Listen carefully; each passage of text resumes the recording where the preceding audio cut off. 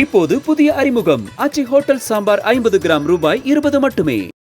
உலகத்தையே உலுக்கிய கொரோனா வைரஸை அவ்வளவு எளிதாக யாரும் மறந்துவிட முடியாது. தற்போது அதை போலவே சீனாவில் HMPV எனப்படும் ஹியூமன் மெட்டா நியூமோ வைரஸ் என்ற தொற்று வேகமாக பரவ துவங்கியுள்ளது.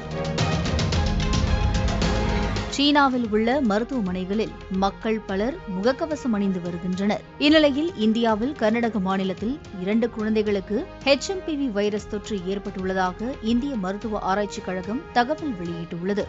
பாதிக்கப்பட்ட 2 குழந்தைகளும் வெளிநாட்டிற்கு சென்று வரவில்லை எனவும் சுகாதார அமைச்சகம் குறிப்பிட்டுள்ளது.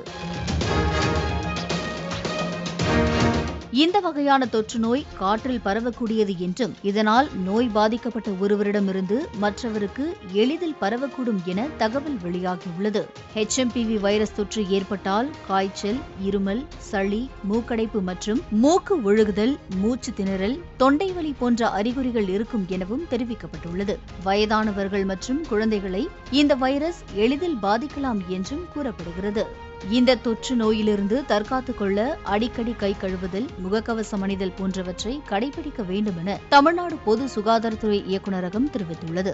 பாதித்தவருடன் நெருங்கி பழகுவது, கை குலுக்கல், கட்டிப்பிடிப்பதை தவிர்க்க வேண்டும் என்றும், செல்போன், கதவு கைப்பிடி போன்றவை மூலம் வைரஸ் பரவும் என்றும் மருத்துவர்கள் தெரிவித்துள்ளனர்.